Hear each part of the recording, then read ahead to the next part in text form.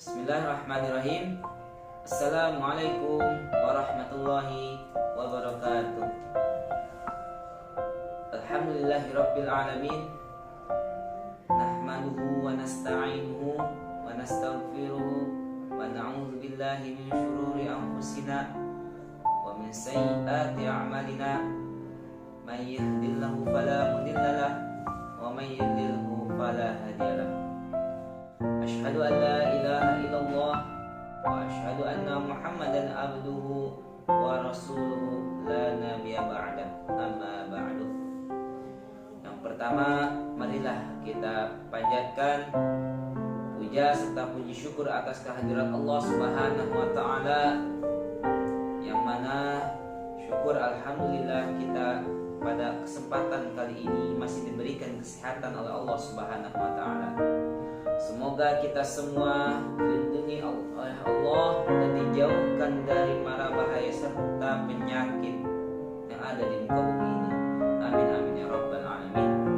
Yang kedua, sholawat serta salam tidak lupa kita sama-sama limpah curahkan kepada junjungan kita baginda Nabi besar Muhammad sallallahu alaihi wasallam. Semoga dari apa yang kita telah lakukan pada saat ini untuk membuktikan rasa cinta kita kepada Nabi Muhammad, semoga kelak di yaumil akhirat beliau mengakui kita sebagai umatnya.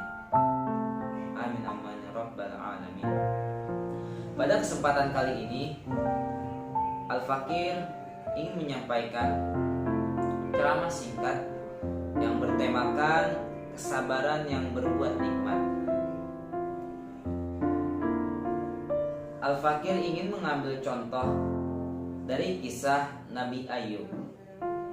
Kisah Nabi Ayub disebutkan di dalam Al-Quran sebanyak 4 kali.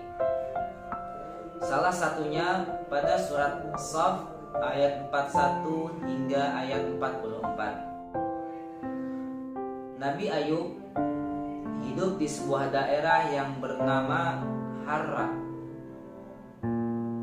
Di sekitar Syam, beliau tinggal bersama istri dan anak-anaknya. Nabi Ayub sosok seorang yang kaya raya. Beliau memiliki lahan pertanian yang luas dan hewan ternak yang begitu banyak. Beliau sangat mensyukuri atas nikmat yang Allah berikan kepadanya, sehingga dari hasil ternak tersebut, dari hasil pertanian tersebut, beliau selalu infakkan kepada orang-orang yang membutuhkan. Dan Nabi Ayub suka memperkerjakan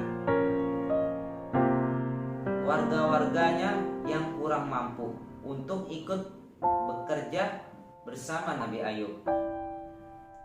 Setelah 2 tahun berlalu, Allah memberi cobaan kepada Nabi Ayub. Semua tanaman dan hewan ternaknya mati karena terserang hama penyakit. Tidak ada satupun yang tersisa. Nabi Ayub sabar serta ikhlas atas ujian tersebut. Lalu selanjutnya Nabi Ayub kembali diberi ujian oleh Allah. Semua anak-anaknya yang berjumlah 12 orang meninggal dunia. Nabi Ayub terus sabar dan ikhlas atas ujian Allah. Istrinya Nabi Ayub yang bernama Rahmah sangat sedih atas kehilangan anak-anaknya, dan sebelumnya juga atas kehilangan seluruh hewan ternak dan pertaniannya. Istri Nabi Ayub begitu sedih. Namun Nabi Ayub berusaha menghibur istrinya dan berkata bahwasanya kita harus sabar atas ujian Allah. Mungkin Allah menginginkan yang terbaik untuk kita kelak. Pada suatu hari berikutnya lagi, ketika bangun tidur, tiba-tiba seluruh tubuh dari Nabi Ayub dipenuhi oleh luka yang tidak sedap dipandang oleh mata. Luka itu begitu parah ke seluruh tubuhnya. Setelah mengetahui warga-warga di sekitar bahwasanya Nabi Ayub terkena penyakit, warga berkata kepada Nabi Ayub dan istrinya, mereka ingin bahwasanya Nabi Ayub berserta istri untuk pindah meninggalkan negeri ini. Karena kenapa? Warga khawatir serta takut bahwasanya mereka ikut tertular dari penyakit yang Nabi Ayub rasakan. Akhirnya Nabi Ayub pun pergi meninggalkan negeri itu dan tinggal di tempat yang jauh dari pemukiman penduduk. 18 tahun telah berlalu. Kehidupan Nabi Ayub semakin memburuk. Nabi Ayub semakin kesulitan dalam beraktivitas. Istrinya yang bernama Rahmah, ketika melihat Nabi Ayub merasakan kesulitan dalam kehidupannya, apalagi sudah 18 tahun lamanya, beliau memberanikan diri untuk berkata kepada Nabi Ayub, wahai suamiku, bahwasanya engkau ini adalah kan seorang nabi. Doamu pasti dikabul oleh Allah Subhanahu wa taala. Mengapa engkau tidak minta kesembuhan kepada Allah atas penyakitmu ini?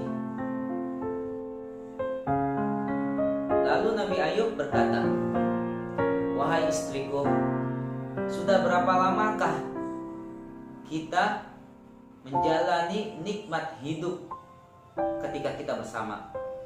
Istrinya menjawab, sudah sekitar 20 tahun wahai suamiku.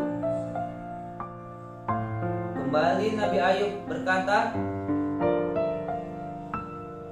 saya diuji oleh Allah Subhanahu wa taala baru saja 18 tahun, sedangkan kita diberi nikmat hingga 20 tahun. Mungkin nanti ketika sudah 20 tahun kita merasakan ujian ini, baru saya memberanikan untuk memohon kepada Allah, untuk berdoa.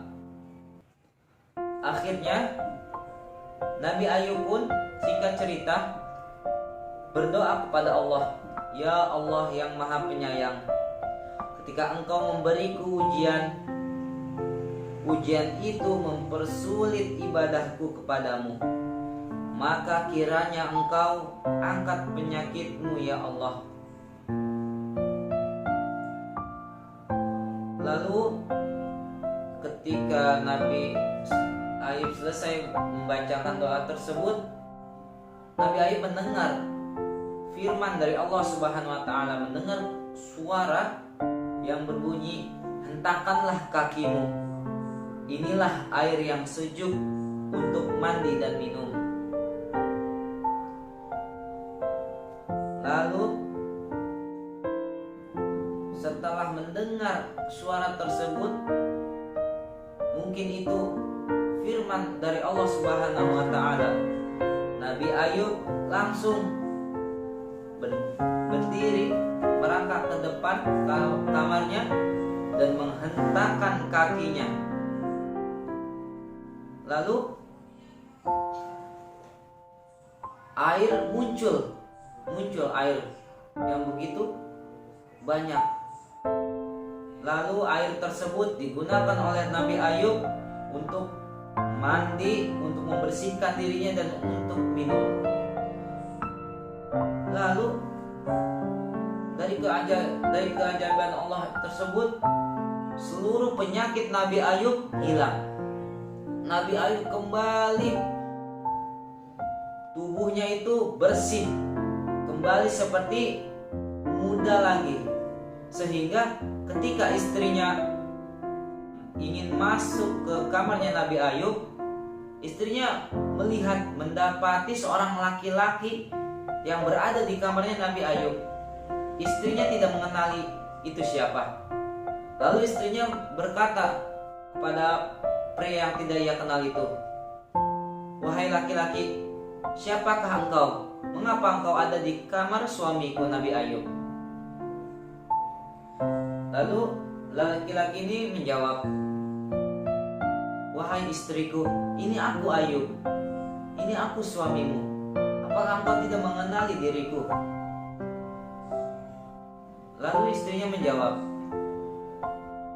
"Sungguhkah engkau itu, wahai suamiku?" Nabi Ayub menjawab, "Iya, ini aku. Allah Subhanahu wa ta'ala memberikan aku kesembuhan dan membalikan fisikku kembali seperti muda sedia kala." Melihat itu, istrinya begitu senang dan bergembira atas dikabulkannya doa Nabi Ayub tersebut. Kabar berita kesembuhan Nabi Ayub semakin hari tersebar. Orang-orang tahu bahwasanya Nabi Ayub sembuh, dan orang-orang beramai-ramai mendatangi rumah Nabi Ayub dengan membawa berbagai macam hadiah. Kemudian Allah memberikan kekayaan 2 kali lipat dari harta yang dimilikinya.